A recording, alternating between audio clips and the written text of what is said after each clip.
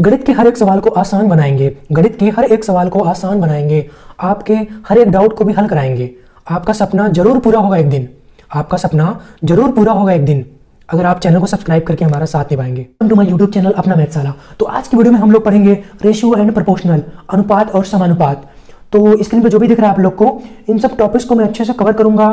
Types of ratio क्या होते हैं, अनुपात और समानुपात क्या होते हैं, और कंपटीटिव एग्जाम में जो क्वेश्चन आते हैं वो किस टाइप के क्वेश्चन आते हैं, उसके ट्रिक्स को हम अच्छे से समझेंगे, पूरा सारे कॉन्सेप्ट को पूरा अच्छे से समझेंगे, और 10 प्रीवियस ईयर इंपॉर्टेंट क्वेश्चन को भी सॉल्व करेंगे।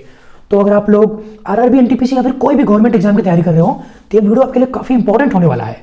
तो आप लोग हमारे चैनल पर न्यू हैं तो प्लीज़ हमारे चैनल को सब्सक्राइब कीजिए और वीडियो को लाइक कीजिए और अपने दोस्तों के साथ शेयर कीजिए। तो चलिए वीडियो को स्टार्ट करते हैं। अनुपात क्या होता है? रेशियो क्या होता है? जैसे रेशियो होता है जैसे दो संख्याओं को वो कंपेयर करते हैं, एक दूसरे से कंपेयर करते हैं, दूसरे संख्या की कंपेयर में वो मतलब क्या है, दोनों का कंपैरिजन किस रेशियो में है। जैसे मान लो ये दो संख्याएं दिए हुए हैं, ए और बी दो संख्याएं दी हुई हैं, ठीक है। ए और बी मान लो दो संख्याएं दी हुई हैं और ये मान लो ये 2 और 3 के अनुपात में है, ठीक है। 2 और 3 के अनुपात में है, तो हम इसको इस तरह से भी लिख सकते हैं, a divided by b equal to 2/3 ठीक है। तो समझ जाओ ये बेसिक चीजें हैं, ये नंबर का कंपेयर होता है, ठीक है। ये हो गया। और जैसे मान लो, और समानुपात क्या होता है? समानुपात होता है जैसे दो अनुपात एक दूसरे के बराबर होते हैं तो वो समानुपात बोला जाता है। जैसे मान लो ए अनुपात बी, ये अनुपात का सिंबल है, दो डॉट होता है ना, ये अनुपात का सिंबल है। तो a ratio b equal to अगर है सी रेशियो डी है तो इसको हम बोलते हैं समानुपात कहा जाता है। इसको हम इस तरह से भी लिख सकते हैं कि ए रेशियो बी, बहुत सारे क्वेश्चन में ऐसे दिया होता है एग्जाम में जो आता है, ए रेशियो बी, ये समानुपात का सिंबल है 4 पॉइंट, फिर सी अनुपात डी, ठीक है।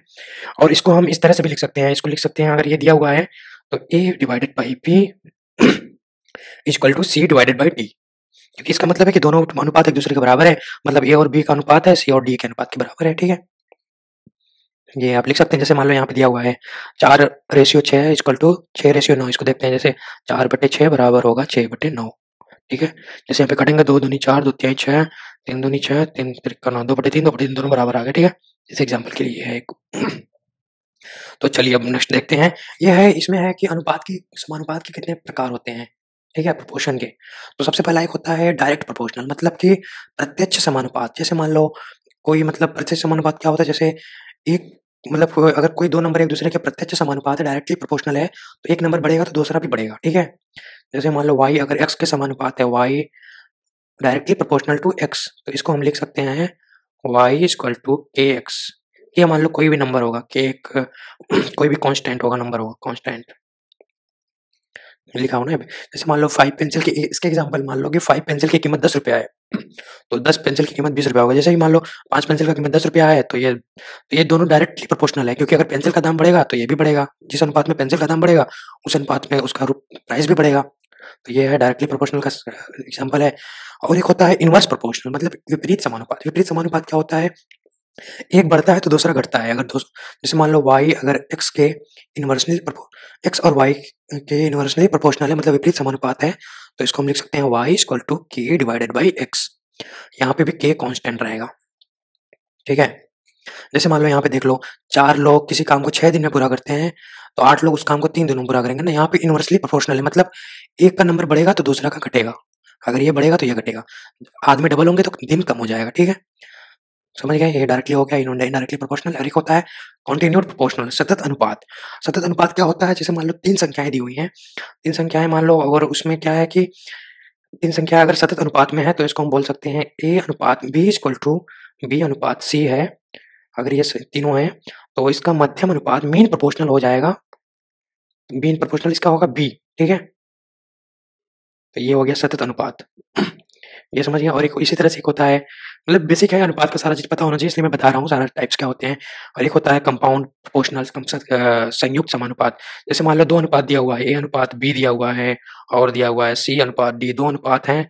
तो अगर ये दिया हुआ है तो ये, अगर ये दिया हुआ है तो ये भी बराबर होगा, लाइक ac का अनुपात और उसका संयुक्त अनुपात क्या होगा? उसका संयुक्त अनुपात होगा ac अनुपात bd।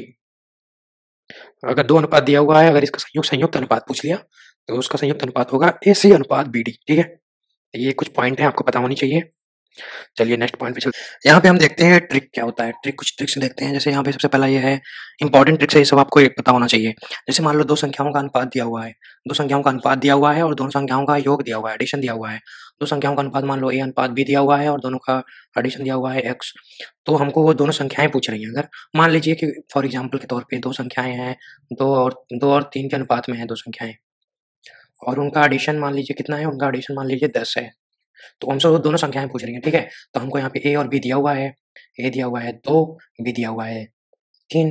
तो इस फार्मूले में रख देंगे तो हमको ए और बी मिल जाएगा। ये फार्मूला क्या है, A X divided by A plus B और B X divided by A plus B. तो इस फार्मूले में रखेंगे तो क्या हो जाएगा, ए है 2 इंटू 10 डिवाइडेड बाई 5, क्योंकि ए प्लस बी 5 होगा ना, तो बी हो जाएगा 3 इंटू 10 डिवाइडेड बाई 5, 5 दूनी 10, 5 दूनी 10, 2 दूनी 4, 6। वो संख्याएं होंगी 4 और 6, ये हो जाएगी आंसर। इसी तरह से मान लो दो संख्याओं का अनुपात दिया हुआ हो और उनका सब दोनों संख्याओं के बीच का डिफरेंस दिया हुआ है, ठीक है। तो वो संख्याएं ज्ञात करनी है। मान लो दो संख्याओं का अनुपात दिया हुआ है, तो इसका फार्मूला क्या होगा, इसका फार्मूला होगा ये A X divided by A minus B. एक संख्या होगी, दूसरी संख्या होगी B X divided by A minus B. ये कब होगा, जब ए बी से बड़ा हो, ठीक है। और एक फार्मूला इसमें भी लिख सकते हैं, A X divided by B minus A और B X divided by B minus A. ये वाला फार्मूला जब यूज़ करेंगे जब बी ए से बड़ा हो, ठीक है। तो ये हमको पता होनी चाहिए। ये सब काफ़ी इंपॉर्टेंट फार्मूले हैं कि दोनों संख्याओं का अनुपात मतलब दिया हो और उनके बीच का एडिशन दिया हो और सब्ट्रैक्शन दिया हो तो हम निकाल सकते हैं उसका। और एक है इसका, ये है तीसरा ट्रिक है कि मान लो तीन संख्याएं हैं, ठीक है, ए और बी, ये कंटिन्यूड प्रोपोर्शनल में है, मतलब सतत अनुपात में है, ए बी और सी। तो हमने अभी पढ़ा था ना, ये कंटिन्यूड प्रोपोर्शनल में है, तो इसको लिख सकते हैं ए अनुपात बी समानुपाते बी अनुपात सी। हम इसको लिख सकते हैं A by B equal to B by C, ठीक है। ये तो हमको पता होना चाहिए ये सब टर्म, क्योंकि क्वेश्चन में बहुत यूज़ करते हैं इसको, ठीक है। आगे देखो ये ट्रिक है यहाँ पे, ये भी आपको पता होना चाहिए। मान लो 3 नंबर्स कोई हैं, ए बी और सी दिया हुआ है, मान लो ये कंटिन्यूड प्रोपोर्शनल है, मतलब सतत अनुपात में है, तो इसको हम लिख सकते हैं ए अनुपात बी समानुपात है बी अनुपात सी इक्वल टू, ये इसको हम इस तरह से लिख सकते हैं, नहीं तो पता है आप लोग को। और इसका फर्स्ट प्रोपोर्शनल क्या होगा, कभी कभी क्वेश्चन पूछता है कि फर्स्ट प्रोपोर्शन क्या होगा, और सेकंड प्रोपोर्शन को बोलते हैं, वो बोलते हैं क्या बोलते हैं, मीन प्रोपोर्शन, मतलब माध्य प्रोपोर्शन, इसको बोलते हैं मीन प्रोपोर्शन, ठीक है। और एक होता है थर्ड प्रोपोर्शन, थर्ड मतलब तीसरा अनुपात प्रोपोर्शन। ये इसका मुझे पता होना चाहिए क्योंकि क्वेश्चन में पूछ लेता है। तो इसका फर्स्ट प्रोपोर्शन क्या होगा, इसका अगर मान लो ये दिया हुआ है तो इसका फर्स्ट प्रोपोर्शन होगा ए इक्वल टू क्या होगा, फर्स्ट प्रोपोर्शन इसका होगा ए इक्वल टू, देखो इसी से निकाल लेंगे ना, बी स्क्वायर बाई सी, ठीक है। ये हो गया इसका फर्स्ट प्रोपोर्शन। और हम यहाँ पे और निकाल लेते हैं दूसरा। मीन प्रोपोर्शन क्या होगा, मीन प्रोपोर्शन मतलब माध्य वाला, मीन प्रोपोर्शन होगा बी इक्वल टू होगा रूट ए सी, ठीक है। देखो यहाँ बी स्क्वायर बराबर ए सी हो जाएगा तो बी बराबर रूट ए सी हो जाएगा। और क्या होगा थर्ड प्रोपोर्शन, क्या होगा third proportion C, C equal to क्या होगा, सी इक्वल टू होगा सी इक्वल टू होगा क्या होगा, C equal to B square by A, ठीक है। तो ये सब हमको पता होना चाहिए क्योंकि क्वेश्चन में काफ़ी यूज होता है इसका। तो चलिए अब हम क्वेश्चन को स्टार्ट करते हैं। अब हम प्रैक्टिस क्वेश्चन को अच्छे से सॉल्व करेंगे, तो जो बचा कुछ डाउट है वो सब क्लियर हो जाएगा और कॉन्सेप्ट पे अच्छी कमांड बन जाएगी हमारी, ठीक है। तो पहले क्वेश्चन में क्या बोला है कि 3 और 6 दो संख्याओं का तीसरा अनुपात क्या होगा, ठीक है। अभी हमने पढ़ा है ना, तो यहाँ पे दिया हुआ है दो संख्याएं दी हुई हैं, इसको हम सॉल्व करते हैं। दो संख्याएं दी हुई हैं 3 और 6, तो इसका थर्ड अनुपात पूछ रहा है मुझसे, ठीक है, थर्ड अनुपात। तो हमको थर्ड अनुपात पता है ना, फार्मूला क्या है, सी इक्वल टू फार्मूला क्या है, बी स्क्वायर बाई ए, भी हमने पढ़ा ना। तो हम इसमें वैल्यू रख देंगे, वो आंसर आ जाएगा। सी इक्वल टू बी कितना दिया हुआ है, बी दिया हुआ है 6, ए दिया हुआ है 3, तो बी स्क्वायर बराबर हो जाएगा 6 स्क्वायर 36, 3 हो जाएगा 3, और इसको कट करेंगे तो हो जाएगा 12, सी इक्वल टू 12 होगा करेक्ट आंसर। ऑप्शन बी है इसका करेक्ट आंसर। चलो क्वेश्चन नंबर 2 करते हैं। क्वेश्चन नंबर 2 में क्या बोल रहा है, दो संख्याओं के बीच का अनुपात 2:3 है। यदि प्रत्येक संख्या में 2 जोड़ा जाए तो अनुपात 3 और 4 का हो जाता है, तो मूल संख्याओं का योग ज्ञात कीजिए, ठीक है। तो इसको हम सॉल्व करते हैं, ये भी सिंपल क्वेश्चन है। जो क्वेश्चन में बोलता है सिर्फ उसको फॉलो करेंगे ना, आसानी से क्वेश्चन सॉल्व हो जाएगा। तो यहाँ पे दिया हुआ है दो संख्याओं के बीच का अनुपात है 2:3, मतलब दोनों का अनुपात क्या है, 2:3, ठीक है। तो मान लेते हैं वो संख्याएं क्या है, माना दोनों संख्याएं क्या हैं, एक है 2x एक है 3x, ये ओरिजिनल संख्याएं हैं, ठीक है। प्रत्येक संख्या में 2 जोड़ा जाए, ठीक है, 2x में 2 जोड़ देते हैं और फिर क्या करते हैं 3x में भी 2 जोड़ देते हैं, तो वो क्या हो जाता है, तो उसका अनुपात 3 और 4 का हो जाता है। ठीक है, क्वेश्चन में यही बोला, मैंने वही कर दिया। अब इससे मुझे x का वैल्यू मिल जाएगा, तो यहाँ इसको सॉल्व करते हैं अब हम। 4 इधर जाएगा तो क्या हो जाएगा, 4 दूनी 8x प्लस 8 इक्वल टू 3 त्रिका 9x प्लस 6, तो 8 इधर जाएगा हो जाएगा x, 6 इधर आएगा तो -2, तो हो जाएगा x बराबर हो जाएगा 2। यहाँ से मुझे x बराबर 2 मिल गया, तो दोनों वैल्यू मिल जाएंगी। दोनों हमने कितना माना था, 2x और 3x, तो इसका मतलब 2x बराबर हो जाएगा 2 दूनी 4 एक हो जाएगा और एक हो जाएगा 3 दूनी 6, दो संख्या ये हो जाएंगी। पूछा क्या है, दोनों संख्याओं का योग पूछा है, मतलब दोनों का योग क्या हो जाएगा, 4 + 6 बराबर 10। 10 हो गया इसका करेक्ट आंसर, मतलब ऑप्शन सी है इसका करेक्ट आंसर। चलो नेक्स्ट क्वेश्चन पे चलते हैं। नेक्स्ट क्वेश्चन में क्या बोल रहा है, पी क्यू के सीधे समानुपात है, मतलब डायरेक्टली प्रोपोर्शन है।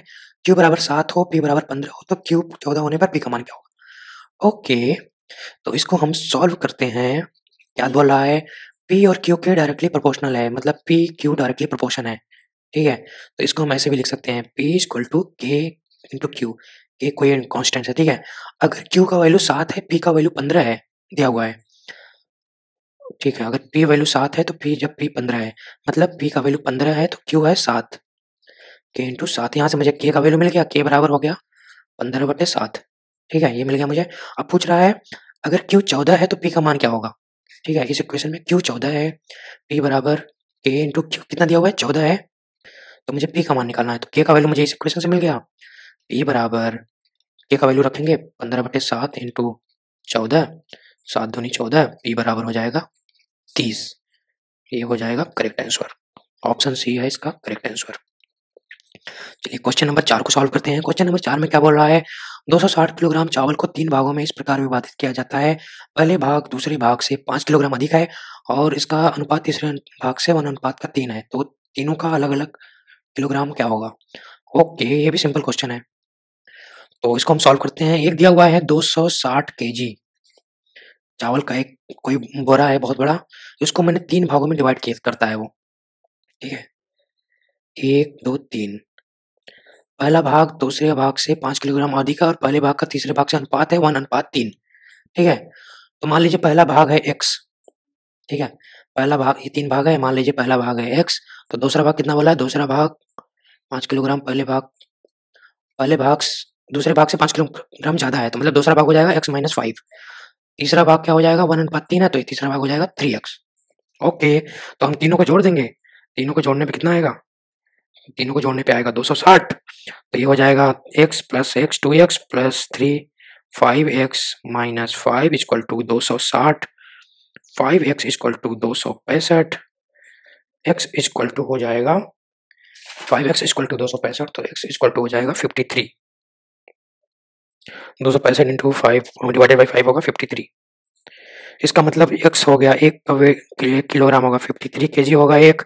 अब 53 में से 5 घटाएंगे तो ये हो जाएगा 48, ये हो जाएगा 53 इंटू 3 हो जाएगा 53 इंटू 3 159, ये तीनों है ना 53 48 5 159, ये बी है इसका करेक्ट ऑप्शन।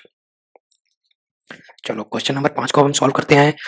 क्वेश्चन नंबर 5 में ये बोल रहा है कि 1250 रुपए को ए बी सी में इस प्रकार बांटते हैं, ए को बी के हिस्से का 2/9 भाग मिलता है, सी को ए के हिस्से का 3/4 भाग मिलता है, तो ए बी और सी में कितने कितने रुपए बटे। ठीक है, इसको भी सॉल्व करते हैं हम, सेम उसी टाइप का क्वेश्चन है ये भी। तो एक आदमी के पास है 1250 रुपया, 3 लोगों में बांटता है, एक है ए, एक है बी, एक है सी।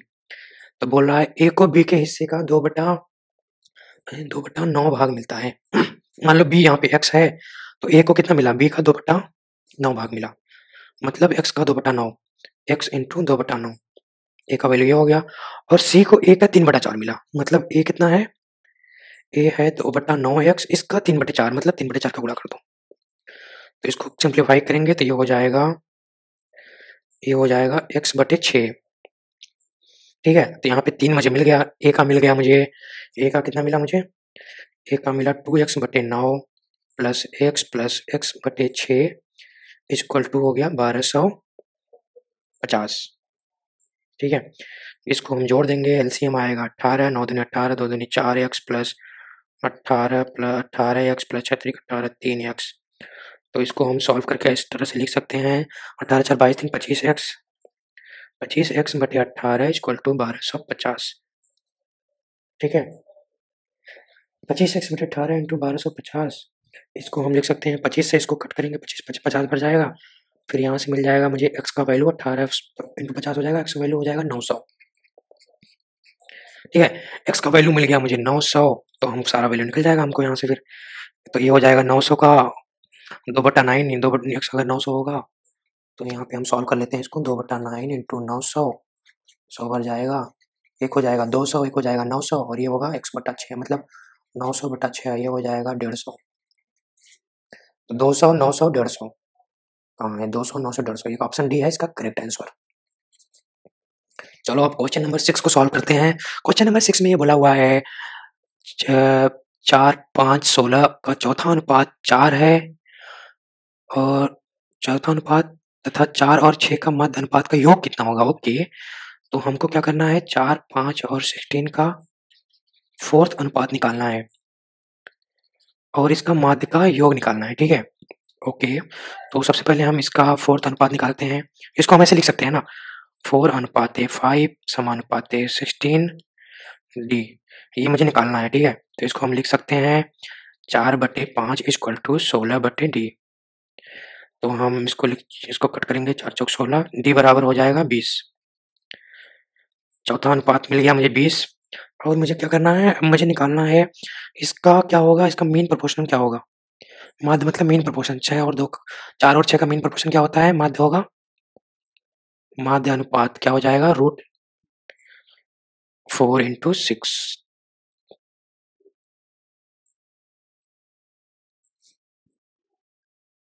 सिक्स यहाँ पे 16 है, ये यहाँ पे एक गलत टाइप हो गया हमसे। तो 4 इंटू 16 इसका माध्य हो जाएगा 64, 8 हो जाएगा, माध्य निकल जाएगा, 8 निकल गया, फोर्थ प्रोपोर्शन निकल गया 20 और दोनों को जोड़ना, उसका पूछ रहा है दोनों का what is the some.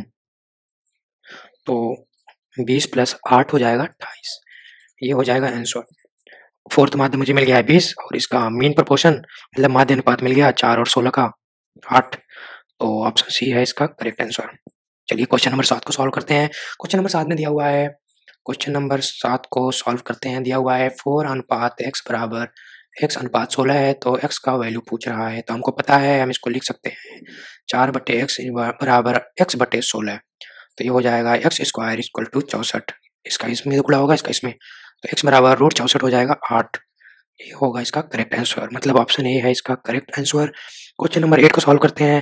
Question number 8 में दिया हुआ है, क्वेश्चन नंबर 8 में क्या दिया हुआ है, a अनुपात b समानुपात है 3/5 दिया हुआ है, b अनुपात c समानुपात है 4/3 दिया हुआ है, फिर दिया हुआ है c अनुपात d समानुपात 4/5 दिया हुआ है।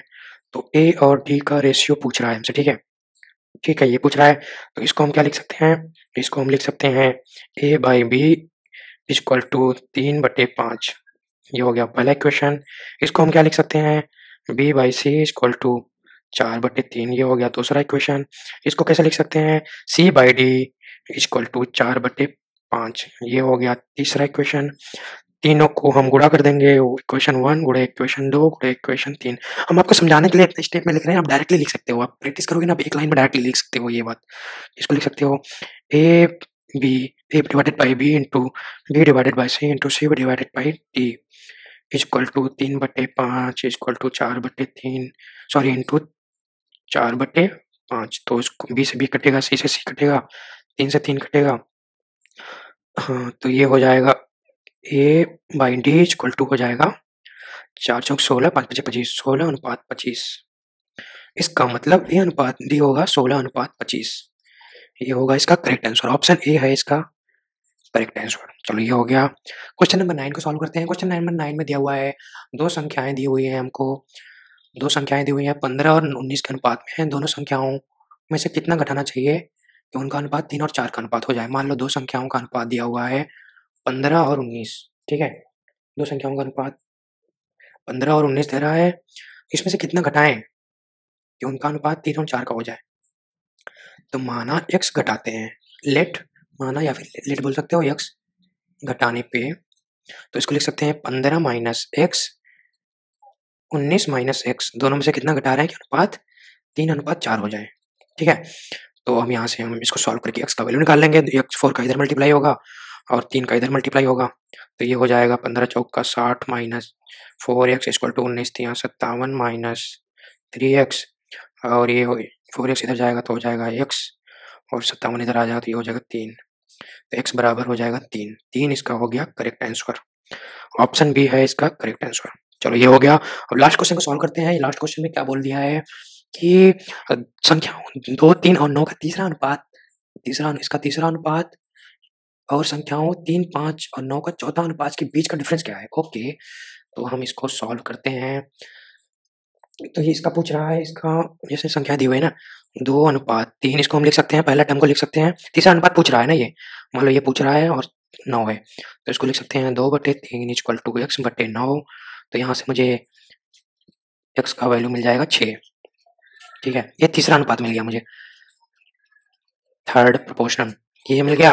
और पूछ रहा है 3, 5 और 9 का चौथा अनुपात, इसका मतलब इसको लिख सकते हैं 3, 5, 9 चौथा अनुपात x, ये मतलब y ये पूछ रहा है मुझसे मान लो। ठीक है, तीसरा पूछता तो 9 को इधर लिखते थे, तीसरे को हम यहाँ पे फाइंड कर लेते, तो इसको लिख सकते हैं 3/5 इक्वल टू 9/y। तो हम इसको लिख सकते हैं 3 से 9 कटेगा 3 जाएगा, तो y बराबर हो जाएगा 15। तो दोनों का पूछ रहा है, ये थर्ड अनुपात, ये है फोर्थ अनुपात, दोनों का डिफरेंस कितना हो जाएगा, दोनों का डिफरेंस कितना हो जाएगा 15 माइनस 6, 15 माइनस 6 हो जाएगा 9। 9 होगा इसका करेक्ट आंसर। ऑप्शन हमने सही से टाइप नहीं कर पाया, यहाँ पे 1 9 बना देते हैं, 9 है इसका। तो अगर आपको ये वीडियो अच्छी लगी हो तो वीडियो को लाइक करें, हमारे चैनल को सब्सक्राइब करें और कमेंट बॉक्स में अपना सजेशन ज़रूर बताएं मुझे आपको वीडियो कैसा लगा। और आपको मैथ में किसी टॉपिक्स पर वीडियो चाहिए तो आप मुझे कमेंट करके बताएं, ज़रूर मैं उस टॉपिक्स पर वीडियो जरूर बनाऊंगा। और आप लोग हमारे टेलीग्राम चैनल से भी जुड़ सकते हैं, वहाँ पे आपको मैथ में कोई भी डाउट हो फुल सपोर्ट मिलेगा आपको फ्री ऑफ कॉस्ट। कोई भी डाउट है आप हमको मैसेज करके पूछ सकते हो वहाँ पे, तो मैं आपके हर एक मैसेज का रिप्लाई करूँगा। वहाँ पे मैसेज सबके लिए ऑप्शन वहाँ पे अवेलेबल है। तो हमारे टेलीग्राम चैनल को भी के साथ भी जुड़िए आप लोग, और हमारे चैनल को ज़्यादा से ज़्यादा लोग दोस्तों के साथ शेयर कीजिए। मैथ को आसान बना दूंगा। Thank you so much, all the very